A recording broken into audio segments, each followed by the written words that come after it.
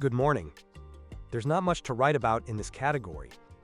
The most common sources mention problems with the multimedia system freezing, but most units on the market should already have updated software that eliminates the problem. There were also problems with the electric window control panel, but this element was also replaced at the authorized service center. Noisy plastics can also be annoying in the interior, and if the vehicle is equipped with a sunroof, its blind may fall off or get blocked. Faulty headlight washers can occur. There are known cases of the so-called Christmas tree of indicator lights appearing and the power steering being switched off. There are no reports of brake problems. In the suspension, stabilizer links wear out relatively quickly, but as a consolation, the front wishbones allow for replacement of the bushings or pins if they wear out. There is no need to replace the entire wishbone, which reduces costs. It is worth bearing in mind that versions with power below 150 HP had a torsion beam at the rear, which further reduces costs. But people who care more about driving properties should consider more powerful cars with multi-link suspension. Fortunately, it also does not cause any major problems. It is just that the ongoing service may be a bit more expensive. The Skoda Octavia III was offered with the following spark ignition engines: 1.2 TSI, 86, 105, or 110 HP. 1.4 TSI GTEC, 110 HP. 1.0 TSI, 115 HP. 1.5 TSI GTEC, 130 HP. 1.4 TSI, 140, or 150 HP. 1.5 TSI ACT, 150 HP. 1.8 TSI, 180 HP. 2.0 TSI, from 190 to 245 HP. Versions from 220 HP upwards were used in the Octavia RS. Versions marked G-Tech are powered by natural gas, CNG. First, an important note: all engines up to and including 1.5L belong to the EA211 family, i.e. the one with timing belt drive. You won't find in the older EA111 range with a timing chain. For most people, this is good news. The 1.0, 1.2, 1.4, and 1.5 TSIEA 211 engines are so successful that it is difficult to point out any typical faults.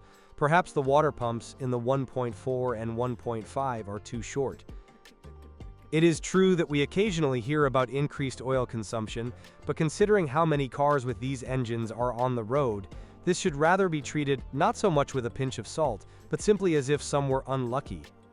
Of course, the manufacturer's assurances that changing the oil every 30,000 kilometers or every 2 years is okay can be dismissed as a fairy tale. There is no point in exceeding 15,000 kilometers or a year, as in most other engines on the market.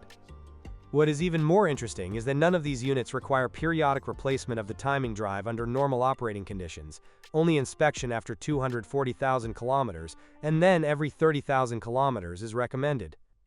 In practice, it is better to have this inspection carried out at around 200 to 210,000 kilometers, and additionally bear in mind that when used in difficult conditions, the service manual simply mentions countries with high dustiness, the belt should be replaced every 120,000 kilometers. Apparently, supposedly the most dusty country in the European Union is not dusty enough for Skoda to order the timing drive replaced more often. Of the issues that could be called curiosities, if it weren't for the fact that they really annoy users, there are problems with starting some models with 1.5 TSI engines and manual gearboxes. A software update helped some, others didn't. Although the topic died down some time ago, those interested in cars in this configuration should pay attention to this issue during a test drive. You can read more about it here. The 1.8 and 2.0 TSI engines belong to the infamous EA888 family, but these are more modern units designated as General 3 or the even newer General 3B.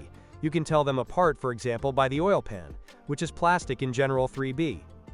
Generally, both of these EA888 generations should be problem-free, although General 3 supposedly occasionally burns oil. General 3B is unheard of. An interesting fact is that the latest engines have a timing chain. General 3 has a belt. The following diesel engines were used in the Octavia III: 1.6 TDI, from 90 to 115 HP.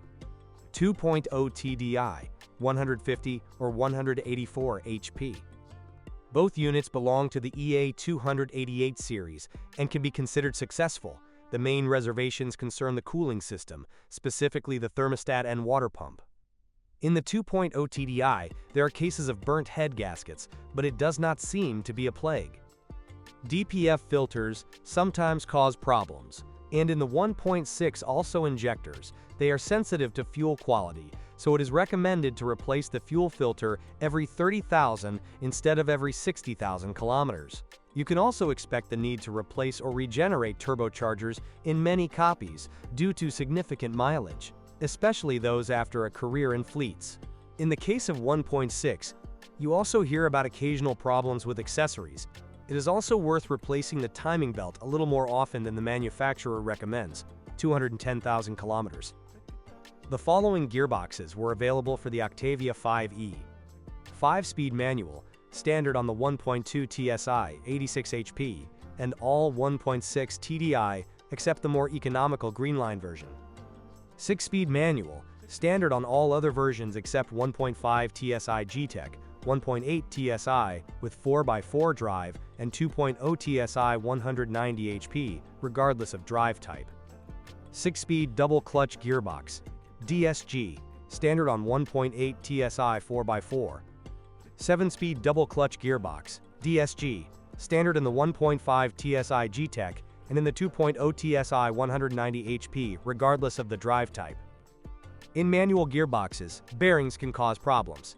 An oil change certainly won't hurt. With DSG, you know how it is. It's good as long as it works, but sooner or later these gearboxes start to fail. The clutches themselves wear out, the mechatronics break down. Most sources indicate that the limit value at which you have to be very careful with buying a car with DSG is around 200,000 kilometers. In practice, it varies. Regular oil changes are very important here. It is worth knowing that the 6-speed gearbox is a design with wet clutches, while 7-speed gearboxes were used in two ways. Those in weaker Octavias have dry clutches, while in RSs and 2.0 TDI wet. In addition, not everyone will like the characteristics of these gearboxes. They shift into the next gears very early. The engines often work at revs that some drivers would consider uncomfortable, minor vibrations, difficult acceleration, etc. The Skoda Octavia III is a car that is not plagued by faults and breakdowns very often.